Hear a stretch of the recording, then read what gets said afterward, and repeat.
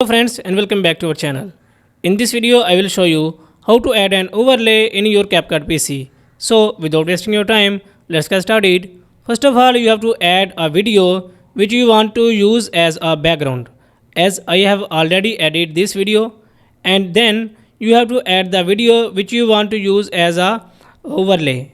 And as I want to use this video as an overlay, so I will just add this video to here, and then you can adjust the video length according to your requirement, and then you have to scroll down here and you have to enable blend option, and here you can see normal mode is enabled. But if I want to use this as an overlay, then click on it and select overlay, and you can see this is selected as an overlay, and you can make this opacity increase or decrease according to your requirement.